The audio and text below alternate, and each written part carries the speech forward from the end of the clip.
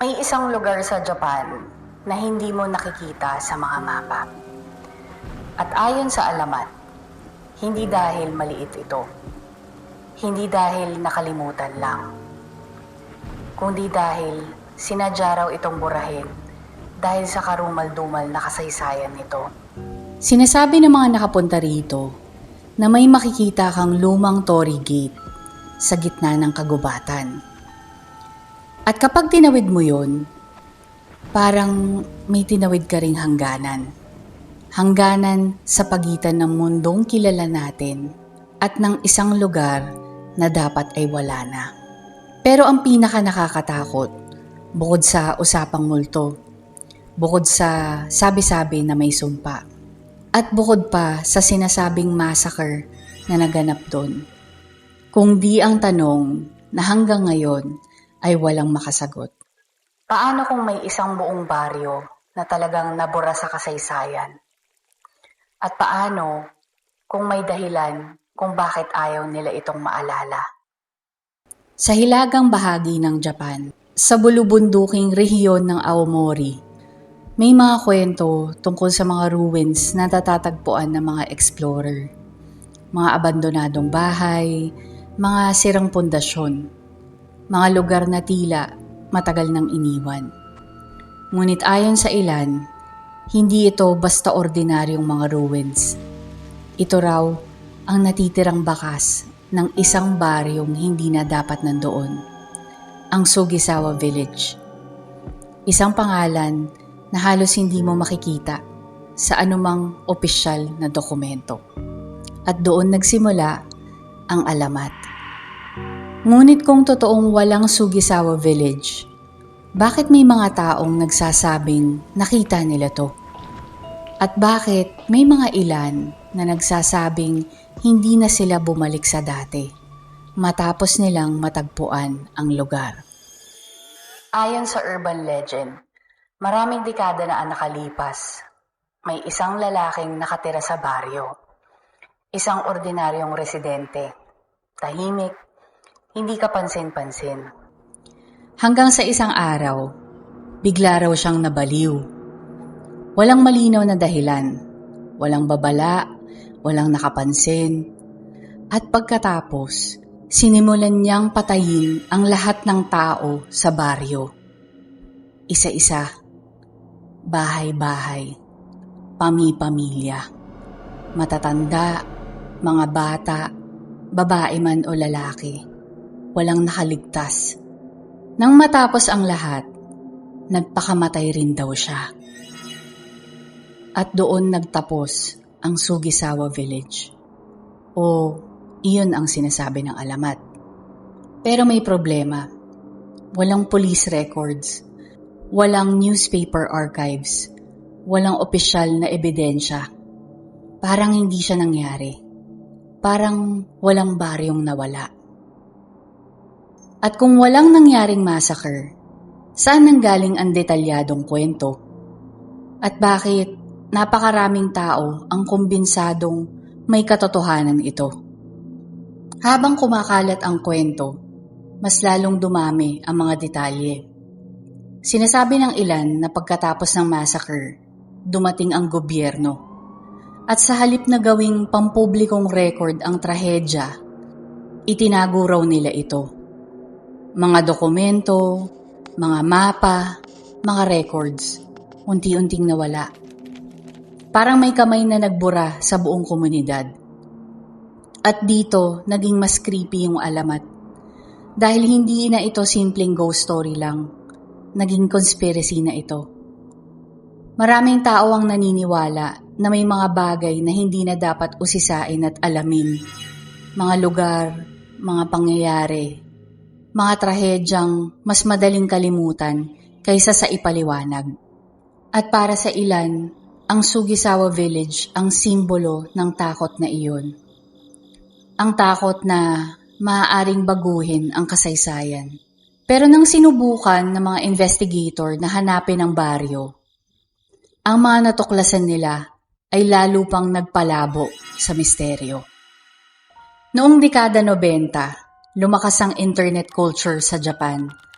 At kasabay nito, Sumikat ang mga urban legends sa mga threads online. Isa sa pinakamabilis na kumalat, ang Sugisawa Village.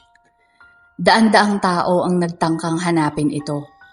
May mga amateur explorers, ghost hunters, mga content creators, bago pa sumikat ang YouTube. Lahat sila naghahanap ng iisang bagay, patunay na meron talagang abandonadong baryo sa liblib ng kagubatan. May ilan na nagsasabing may nakita silang abandonadong Torii Gate. May iba namang nagsabing nakakita raw ng sira-sirang mga bahay. May mga litrato, may mga ulat. Pero kapag sinuri naman na mabuti, walang malinaw na ebidensyang nag-uugnay sa mga ito sa Sugisawa Village. Parang bawat lead nauuwi sa wala. Parang usok. Kapag sinusubukan mong hawakan, nawawala. At habang wala silang mahanap na baryo, may natuklasan silang mas nakakabahalang posibilidad. Maraming researchers ang naniniwalang hindi kailanman nag-exist itong Sugisawa Village. Hindi sa paraang ikinukwento ng alamat. Maaaring may totoong abandonaryong baryo. Maaaring may mga ruins nga. Maaaring may mga lugar na pinaghalo-halo ng mga kwento. Ngunit walang ebidensya ng massacre. Walang ebidensya ng cover-up. Walang ebidensya ng bayang binura sa mapa. At dito pumapasok ang mas malalim na tanong. Bakit napakaraming tao ang naniwala? Marahil dahil may bahagi sa atin na natatakot sa pagkawala. Hindi lang pagkawala ng tao, kundi pagkawala ng alaala. Pagkawala ng bakas na may nag-exist nga na baryo once upon a time. Dahil ang pinaka-nakakatakot na bagay sa Sugisawa Village ay hindi yung mga multo, kundi paano kung naging totoo na may nangyaring massacre at bigla ang naglaho ang huling residenteng nakatira dito. Paano kung nabuhay siya ng ilang taon matapos niyang mabaliw at i-wipe out ang buong angkan niya? Saang sumunod na baryo siya nagpunta? At kung may pinatay pa kaya siya? Kapag iniisip natin ang mga haunted places, madalas ang iniisip natin ay ang nawawalang mga espiritu, mga anino, mga lamang lupa, mga sumpa, mga nilalang sa dilim. Ngunit ang Sugisawa Village ay iba.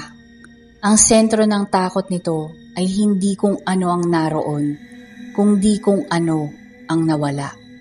Walang records, walang kasiguraduhan, walang malinaw na kasaysayan.